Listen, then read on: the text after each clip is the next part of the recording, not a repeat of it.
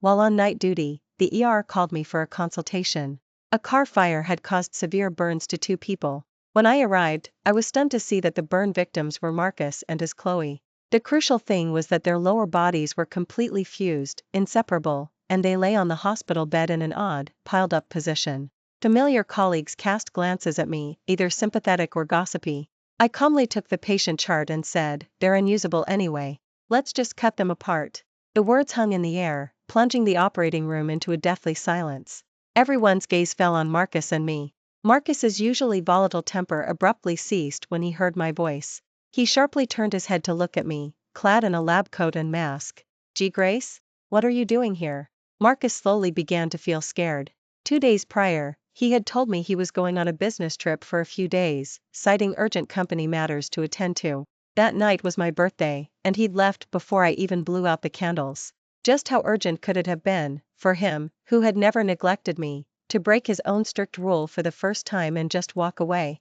Only tonight did I learn that he, who had always been aloof and reserved, indulged in endless tricks and a chaotic private life when faced with other women. No wonder, every time I suggested having children, he refused, claiming he was dog-tired from work. I even felt terrible for him. The real reason for everything was that he was cheating and draining his energy elsewhere. At that moment, with no clothes covering their lower bodies, such a humiliating scene was exposed to everyone's view. It was like an invisible slap, hitting Marcus, and hitting me too. I felt all the blood rush to my head. The hand holding the scalpel began to tremble uncontrollably. The humiliation, resentment, and fury churned violently in my chest, making it painful to breathe. "Here, I am not your Grace. Please call me Dr. Sue. M." Marcus's legs were still burning from the fire, and any sudden movement would cause Chloe, who was tightly pressed against him, to also get hurt. "Marcus, don't move, I'm in so much pain." She called him Marcus with such familiarity. "Grace, I'm sorry. I just got carried away for a moment and did something foolish." He glanced at the scalpel in my hand and swallowed hard. He knew I had a fiery temper and couldn't tolerate injustice. Ignoring his pain, he pleaded with me, "Grace, please calm down. With your medical skills, you must have a way to separate Chloe and me." "No, there's only one way, cut them apart." "No, there must be another way," Marcus begged, his voice laced with tears. As a professional doctor, I wasn't lying or seeking personal revenge, I was simply stating the truth. But's face was paler than my lab coat. "No, I want a different doctor. Grace is too emotional, it will affect her judgment." Just then, an anxious, heavy voice rang out from outside the operating room. It was Mrs. Hayes, Marcus's mother. When the chief doctor walked in, he told me to put down the scalpel, go out for some fresh air, and that he would handle things. I took a deep breath, trying to stay calm. The moment I stepped out the door, Mrs. Hayes slapped me across the face. "Grace, this is all your fault. If you weren't so useless, unable to control Marcus, why would he rather seek pleasure with someone else than come home to you? If it weren't for that, none of this would have happened, and he wouldn't have nearly lost his life." A burning pain spread across my face, but I didn't dodge, letting her hit and scold me. This was only because her family had once shown me kindness. Mr. Hayes had offered help when my family fell on hard times. I remembered that favor to this day, which was why I had tolerated Mrs. Hayes's occasional scolding. This time, however, I wouldn't. "Do you remember 2 years ago, when Mr. Hayes was having an affair? After you found out, you took every on to make a scene, called him inhuman, and branded the other woman and the cheating man shameful. But now that it's your son, he's the one who cheated, yet I'm the one at fault?" Mrs. Hayes was choked by my words, her aged face flushing crimson with anger. "You're defying me? How dare you talk back? What are you doing out here? Get back in there and save my son. If anything happens to him, I'll never forgive you." Suddenly, cries of pain from both a man and a woman erupted from the operating room. If they were forcefully separated, it would definitely hurt a lot. But there was another viable option. As I turned to go back in, Chloe, always scheming, saw my intention and spoke first. "I've decided to open the cervix. It's the only way." No sooner had she spoken than Marcus looked at her, deeply moved. "You're the only one who truly cares about me, unlike some cold-blooded and heartless people." He was referring to me. Yet, he never blamed himself. Just how messy had he made things to end up inseparable, then have the audacity to blame me for not saving him? Gritting my teeth, I swallowed my indignation and picked up the surgical tools. I had performed surgeries like this for others before, and back then, I felt terrible for the man's wife. I remembered my colleagues telling me then, Grace's husband is the best, so loyal and so devoted to Grace. But now, reality had slapped me hard, leaving my ears ringing with pain. After the surgery, I removed my surgical gloves, went to the restroom, and washed my hands repeatedly under the faucet. Emily walked over, sighing as she comforted me. Grace, are you all right? Only then did I notice my soft, pale hands were rubbed raw and red from my own scrubbing. I'm fine, don't worry. Though I said that, inside, it felt as if someone was squeezing my heart tightly, and it hurt so much. I didn't even know when the tears started falling. I wiped away my tears, not wanting anyone to see my distress. Just as I turned to Leah. Marcus, disregarding his wounds, forcibly grabbed me and lashed out. Are you happy now? If you hadn't been so heartless and left me to die, Chloe wouldn't have had to resort to that method to protect me. Before I could react, Mrs. Hayes, her face contorted with rage, delivered a second slap across my face. If Hayes hadn't insisted that Marcus marry you back then, I would have never allowed a jinx like you into this family. With that, she forcefully pushed me to the ground. Chloe is a month pregnant, and she started crying in pain just now, spotting. The baby can't be saved. Aren't you supposedly a master surgeon? If so, why couldn't you save it? That means you did it on purpose. Marcus also looked at me with disappointment. You've disappointed me so much. I may have wronged you, but I've apologized, hasn't I? Did you have to take revenge? Faced with their accusations, I suddenly laughed, but as I laughed, I felt an immense sadness. Marcus cheated, I was forced to perform their separation surgery, his mistress had a miscarriage, and yet everything was blamed on me. I stood up and slapped Marcus across the face. How did the baby die? Wasn't it because you were too rough, completely stuck together and inseparable, which triggered a series of complications? And now, you're twisting the facts and blaming me for everything. You dare hit my son? Mrs. Hayes's eyes bulged with rage. Yes, I'm not only going to hit him, but I'm also divorcing him. Marcus looked at me, his mouth pressed into a thin line, his expression complex, utterly disbelieving. In his memory, I had never shown an unstable emotional side, I was always gentle and refined. I thought I would cry again, but no tears came. I suppose I had finally given up on Marcus. Only. Hayes applauded, good. I've wanted you two to divorce for a long time. Mom, don't say that. I could never divorce Grace. Grace, apologize to Mom quickly, don't make a scene. I composed myself, swallowing the bittern. I've done nothing wrong. I won't apologize to either of you, and I'm not making a scene. Marcus's face began to look extremely unpleasant. Chloe's baby is gone because of your heartlessness, yet she isn't blaming you. She even advised me to apologize to you properly and intends to apologize to you personally once she recovers. That young girl is more gentle and understanding than you. Even after such a dangerous ordeal, she didn't cry or scream in pain. Her heart truly belongs only to me. He spoke these words so nonchalantly, never once considering the harm they inflicted on me. It was like a murderous blade, each cut aiming for a fatal blow. Looking at the face I had loved for so many years, for the first time, it felt utterly alien to me. Beyond his current hypocritical facade, he too was becoming aggressive, just like his mother. What about you too? Is what you're doing fair to me? A flicker of guilt crossed Marcus's face, and even his voice softened. Grace, I know you feel wronged, but now that things have happened, we have to face and accept them. When he finished speaking, I closed my eyes, firm in my resolve. This divorce was definitive. As I turned to leave, Marcus called out to me from behind. Grace, come back. I stayed outside for a long time, sitting through the night. As dawn broke, I took off my wedding ring and threw it away, bidding farewell to everything from the past. For the next few days, I didn't go home, choosing instead to stay at the hospital. Marcus and Chloe were also discharged.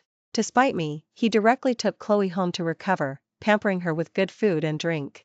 Marcus thought this would confuse me, making me rush home to find him. But he was wrong. A week passed, and I still didn't appear. Just as he couldn't stand it anymore, I returned with the divorce papers. There were still some of my belongings at Marcus's house that I hadn't taken.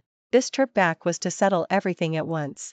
The moment I walked in, I saw the three of them from a distance, chatting and laughing as they ate at the dining table. Marcus saw me, first freezing, then speaking with a hint of surprise and triumph. See? You came back to me obediently after all. I knew you were tough on the outside but soft on the inside, you can't bear to leave me. Grace is back. Come in and sit down. Maria, please set an extra pair of chopsticks. Chloe seemed to consider herself the lady of the house, directly provoking me. The only reason she dared to be so brazen was not just Mrs. Hayes's approval, but also Marcus's clear favoritism towards her. Chloe truly has good upbringing. Mrs. Hayes glared at me with a cold face, then showered Chloe with praise. Humph, they dare talk about upbringing? If they truly had any, they'd understand that everything they were doing right now was utterly shameless, even morally corrupt. Marcus walked over, but I pulled my hand away as he reached for it. I hope I haven't interrupted the three of you. I didn't come back today because I still love you, but because of this. I placed the divorce papers in a surprised Marcus's hand. Remember to sign them. I'm going back to my room to pack my things now. Please move. No, Grace, are you serious? What else? The scandal of Marcus cheating with his Chloe, ending up inseparable, is practically public knowledge. I thought you two might show some remorse, but no. You brought her straight home. You might be shameless, but I still have some dignity to maintain. I walked around him and went straight upstairs. The moment I entered the room, I was instantly pierced by the sight before my eyes. My room was a complete mess. Clothes and jewelry had clearly been used by someone else. There were also used condoms on the sheets, and various smells hung in the air. What angered me even more was that the heirloom bracelet my Sarah had given me before she passed was now broken in half, lying on the floor as if someone had stepped on it. In that moment, rage consumed my reason. I couldn't calm down. Marcus had actually let Chloe stay in my room. Grace. Chloe maliciously stepped on the bracelet on purpose. I almost picked up the broken jade bracelet. Oh. Sorry, I didn't see it. Then she covered her mouth, pretending she hadn't seen it when she stepped on the jade bracelet. I picked up the jade bracelet and confronted her. Who allowed you to stay in my room? Did you break this? Faced with my questions, she simply acted as if it was her right. She deliberately exposed the silk scarf around her neck, revealing hickeys of various sizes underneath. Your room? That's ridiculous. Of course, I'm living in my future room. You're just clinging on and refusing to leave, aren't you? Do you know what Marcus said when he was making love to me? He said you were very dull, heh. Only with me does he truly feel like a man. Faced with her mockery, I lost my patience. I slapped her across the face. Men are like trash, you can have him. But you absolutely should not have broken my jade bracelet. Chloe clutched her reddened face and yelled at me, you dare hit me? Yes, I did. As prepared to retaliate, she suddenly thought of something. She slapped herself hard several times across the face. The sound was loud enough for people downstairs to hear. I realized something was wrong. What are you doing? Of course, I'm going to frame you and force Marcus to divorce you. She smiled eerily, her face showing a triumphant determination. Oh, my life. Grace, I know I was wrong. Please don't hit me. I'll leave right now. None of this has anything to do with Marcus. Please don't hate him. Seconds later, Marcus walked in and, without a word, shoved me to the ground. Whatever your problem is, deal with me. Chloe just recovered. Why are you hitting her? As I fell, my head hit the corner of the table, and beads of blood welled up on my forehead. Marcus didn't spare me a glance, only concerned with comforting Chloe. Ho was smirking triumphantly in his arms. I didn't hit her, she staged the whole thing. Enough. My eyes aren't blind yet. The coldness in Marcus's eyes finally made me lose all hope. Mrs. Hayes entered at that moment with the divorce papers. Marcus snatched them, pulled out a pen, signed his name without hesitation, then threw them at my face. Didn't you say you wanted a divorce? I'll grant it to you. But do you dare sign it? If you really wanted to leave, you would have already. Why would you come back? What a joke. For some reason, I wasn't sad. Instead, I felt a sense of immense relief. I put away the divorce papers. There was no point arguing with them anymore. Marcus was not only blind-eyed but also blind-hearted. But I wasn't someone who would simply take abuse without fighting back. Before leaving, I picked up my phone, quickly performed a few actions, and sent Marcus a security camera footage clip. He himself had installed the security camera a year ago, positioned directly towards the vanity table. After sending it, I realized there was nothing left here worth taking. Only the broken jade bracelet, clutched in my hand, did I take as I left this suffocating house without looking back. When received the video, he opened it and watched, his face transitioning from calm to furious. Finally, he smashed the phone onto Chloe's face. Give me an explanation? Chloe's face still held a wronged expression, and tears welled in her eyes. Confused, she picked up the phone. What's wrong, Marcus? Why are you so angry with me? At the same time, she glanced at the video on the phone. In an instant, her mind barely registered it before she dropped the phone in fright. I didn't Marcus sneered, looking at her evasive gaze. Didn't? Do you take me for an idiot? The evidence is irrefutable. Are you still going to keep lying? Chloe immediately stopped hiding it and openly confessed. That's right, Mrs. Hayes told me to do all of this. My mom? Marcus was stunned. Alright, don't be angry. Anyway, you've signed the papers, Grace has left, so from now on, let me take care of. She didn't finish her sentence before Marcus grabbed her by the neck. I told you long ago, I was just toying with you. Don't even dream of replacing Grace. The fury and malice on Marcus's face made Chloe begin to feel scared. Just as Chloe was about to lose her breath, Mrs. Hayes walked in. Ah, Marcus, let her go. You're going to choke her to death. Die? I won't let her die that easily. Marcus cast a similarly vicious glance at his mother. Why are you looking at me like that? Is it really worth all this for just Grace? Yes, it is. Because I love her very much. As soon as he finished, he flung Chloe aside. He had something to do, and he hoped it wasn't too late. He was afraid I might also sign the divorce papers, which would mean there would be no marital relationship between us anymore. After all, Marcus knew exactly why I had left home. The moment he left, Chloe tried to chase after him, but Mrs. Hayes grabbed her. Mom, let go. I need to go get him back, I'm afraid. As spoke, she also looked back at Mrs. Hayes. When she saw the sinister look on Mrs. Hayes's face, her voice trailed off. Who's your mom? Don't you dare call me that. Neither you nor Grace are worthy of my son. What's more, you're just a lowly secretary. My kindness to you before was merely part of a charade to drive Grace away. Now that she's finally gone, there's no need to keep you around. What? Chloe's face turned as white as paper. She had never imagined that she would become another Grace, always a pawn used by Mrs. Hayes. No, I'm not leaving. I'll wait for Marcus to come back. Slap. You're not worthy. Someone. Get her out of here and don't ever let her back in. Chloe glared resentfully at Mrs. Hayes, struggling fiercely, but was ultimately thrown out the door. Meanwhile, Marcus drove his car, running several red lights, all the way to the hospital where I worked. He jumped out of the car and ran frantically. Because he was running so fast, he stumbled and fell several times. But he still couldn't find me, because before returning to Marcus's house, I had requested a month-long annual leave from the hospital. I hadn't had a vacation in years, so I decided to take advantage of this unpleasant time to travel. Marcus waited endlessly for my appearance, only to receive a set of divorce papers delivered by my colleague. He looked at the signature line, where Grace was already signed, and his eyes widened in disbelief. Grace actually dared to sign? She wasn't just throwing a tantrum? How was that possible? She loved me so much. Marcus's mind was in turmoil. He couldn't stand still, nor could he sit. He clutched the divorce papers in his hand, crumpling them into a wrinkled mess. Grace said before she left that she also sent the agreement to her lawyer. Tearing up this copy won't do anything. Emily was about to leave, she despised cheaters. Marcus quickly stopped her. Wait, do you know where she went? No, but she said she'd be back after the 1-month cooling-off period. At this, Marcus finally panicked. If didn't appear for the entire month, their marriage would be beyond saving. No, I must find her and bring her back, no matter the cost. He called a friend. Help me track Grace's whereabouts. Don't miss a single lead, whether by road, rail, sea, or air. I must find out where she went. After giving the instructions, Marcus returned home.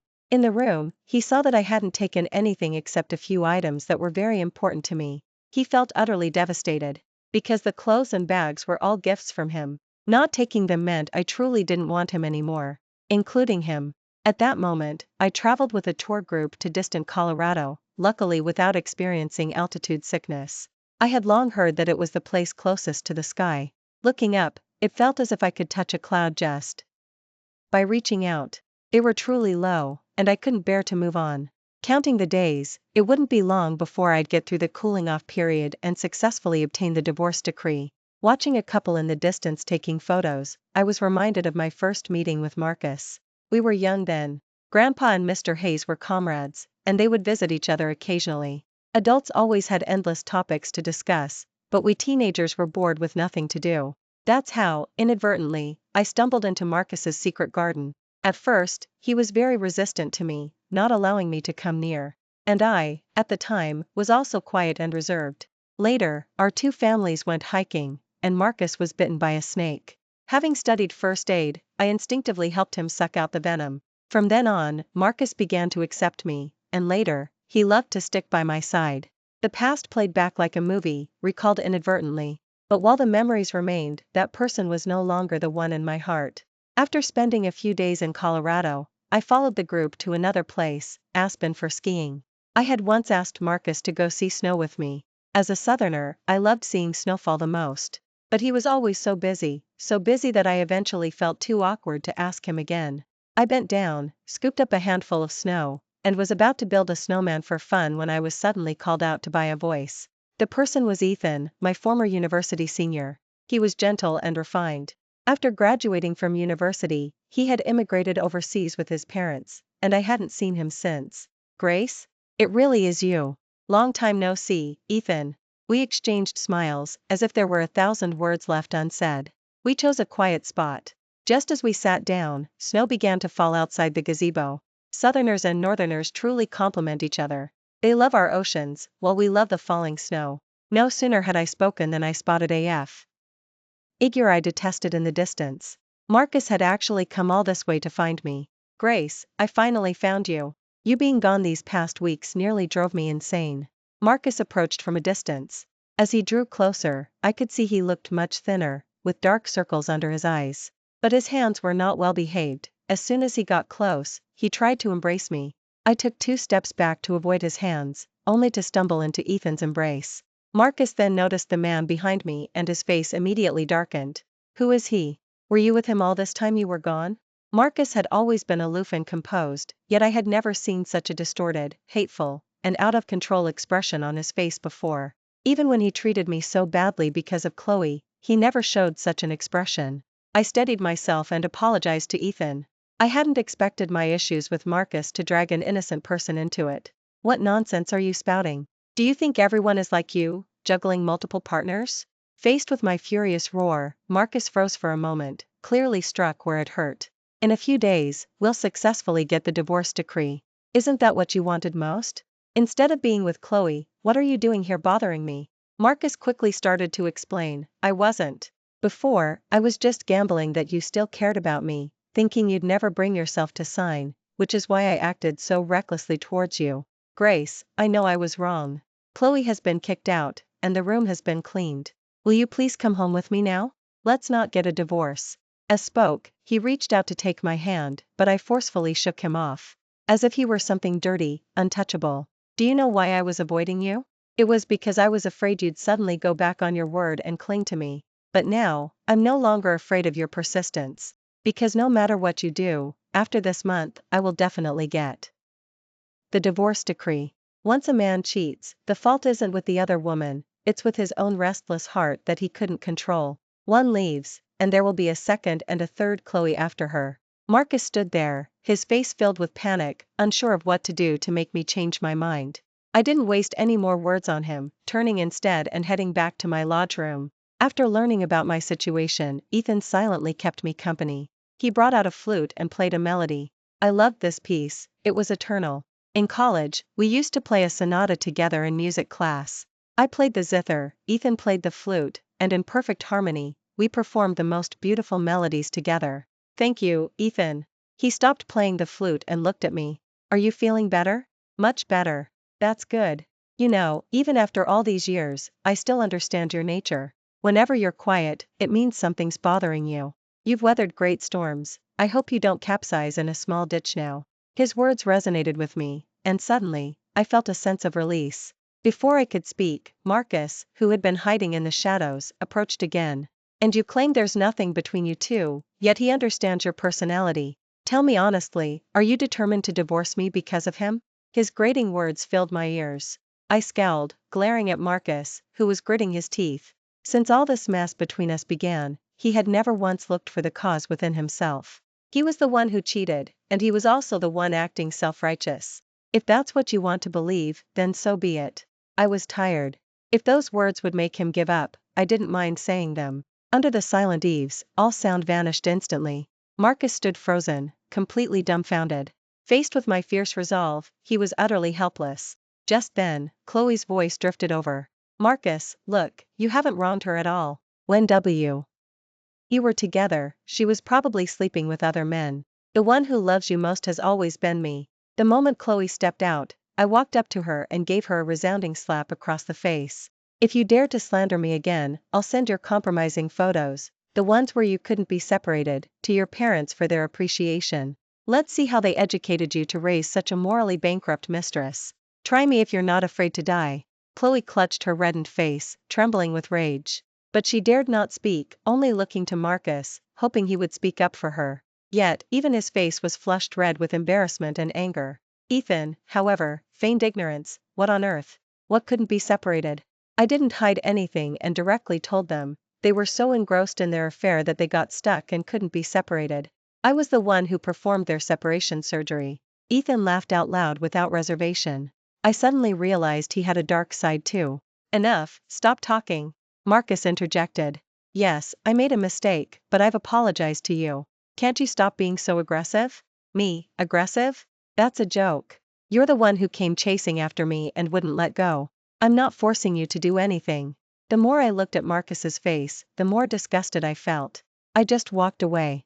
Even another glance at him made me feel like I needed to wash my eyes. Seeing me about to leave, Marcus suddenly grabbed Ethan. She's still my Grace. Have some decency and don't follow her. As soon as he finished speaking, he raised his fist to hit Ethan. I quickly pulled Ethan behind me. Marcus, I recall we both signed the divorce papers. Who are you calling Grace? Go look at yourself and see what kind of person you are. Marcus's face turned from pale to dark, his hands clenched tightly, trembling with anger. Suddenly, overwhelmed by fury, he coughed up a mouthful of blood. Seeing this, Chloe became anxious. Andy tried to help him up, but he pushed her away with one hand. Stop bothering me. Get lost. I knew what he was thinking at that moment. He was trying to soften me, wanting me to go over and help him. Yet I said nonchalantly, it's just a bit of blood, he's not going to die. Only at this moment did Marcus truly understand that when I said I didn't want him, I truly didn't want him. He could only watch me leave.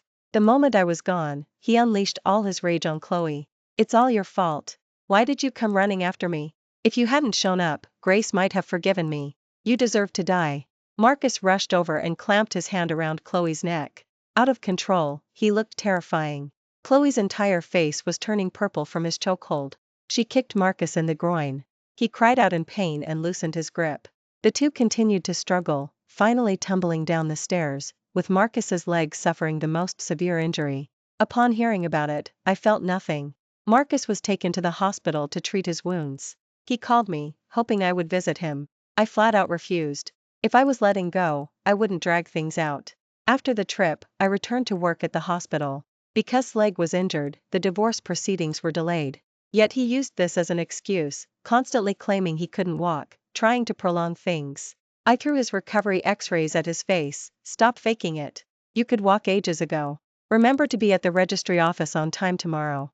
Marcus, his face filled with despair, grabbed my hand, his eyes quickly reddening as he looked at me imploringly. Grace, can we truly not go back? If you just give me one more chance, I swear from now on, I will never cheat again, or may I be struck by lightning and die a horrible death.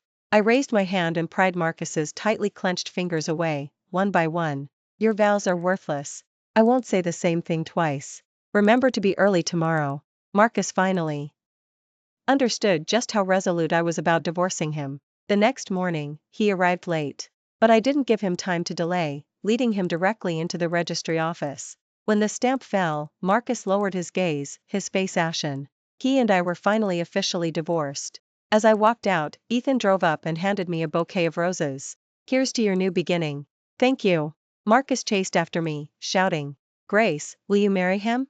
I didn't answer, instead looking up at a flock of birds flying by in the distance. Marcus, I'm only 30 now. If I meet someone I like in the future, I will definitely get married. Marcus gave a bitter smile, tears welling in his eyes. After returning home, he had a huge fight with his mother. He blamed his mother for constantly meddling in his marriage, making him feel suffocated.